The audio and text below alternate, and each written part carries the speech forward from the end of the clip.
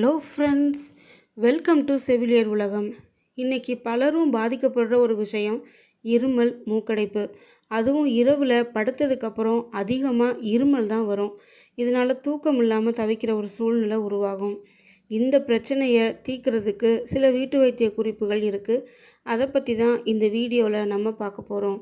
வீடியோவை ஸ்கிப் பண்ணாமல் ஃபுல்லாக பார்த்தீங்கன்னா உங்களுக்கு அது ரொம்ப யூஸ்ஃபுல்லாக இருக்கும். வீடியோக்குள்ளே போகிறதுக்கு முன்னாடி மறக்காமல் சேனலை சப்ஸ்கிரைப் பண்ணிவிடுங்க. பக்கத்தில் இருக்கிற பெல் ஐக்கானையும் கிளிக் பண்ணிவிடுங்க. இருமல் வர்றதுக்கு ரொம்பவும் பொதுவான ஒரு காரணம் என்னென்னா, சுவாச குழாயில் ஏற்படக்கூடிய ஒரு தொற்று தான். இது பொதுவாக ஒரு வைரஸ்னால் ஏற்படுது. இது சில நாட்களோ அல்லது ஒரு வாரம் வரைக்கும் நீடிக்கலாம். வெந்தயம், சியா விதை, பெருஞ்சீரகம் இது எல்லாமே இருமல் ஜலதோஷத்துக்கு இயற்கையான முறையில் தீர்வை கொடுக்கும்.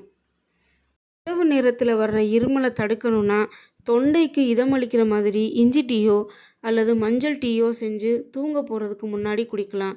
இல்லை அதுக்கு பதிலாக துளசி டீ அல்லது மூலிகை தேநீர் கூட குடிக்கலாம். இதனால் இருமல், ஜலதோஷம் பிரச்சனையெல்லாம் கட்டுப்படுத்த முடியும். அடுத்ததாக தேன் உடல் ஆரோக்கியத்துக்கு பல வழிகளில் நல்லது செய்யுது. நீங்கள் குடிக்கிற டீலையோ அல்லது ஒரு டம்ளர் சூடான பால்லையோ தேன் சேர்த்து குடிக்கலாம். உணவில் கூட தேன் சேர்த்துக்கலாம். இதனால் இரவு நேரத்தில் வரக்கூடிய இருமலுக்கு நல்ல பலன் கிடைக்கும். நமக்கு வரக்கூடிய இருமலை எதிர்த்து போராடுறதுக்கு தேவையான சக்தி வாய்ந்த பண்புகள் இந்த இஞ்சியில் உண்டு. இஞ்சி சாரோட தேன் கலந்து தூங்குறதுக்கு முன்னாடி சின்ன அளவில் சாப்பிட்டா போதும். இதுக்கு உடனடியாக பலன் கிடைக்காட்டினாலும் 3லேருந்து 4 நாளைக்குள்ளே நல்ல பலன் கிடைக்கும். ஜலதோஷம், இருமல்னு வரும்போது எப்போவுமே எல்லாருமே செய்கிறது நீராவி பிடிக்கிறது தான். இது ஒரு சிறந்த வீட்டு வைத்தியமும் கூட. இது விரைவாகவும் உடனடியாகவும் நல்ல நிவாரணத்தை கொடுக்கும். குறிப்பாக மூக்கடைப்புக்கு நீராவி பிடிக்கிறது நல்ல நிவாரணத்தை கொடுக்கும். இருமல், ஜலதோஷத்தை எதிர்த்து போராடுறதுக்கு திரவங்கள் ரொம்ப அவசியம்.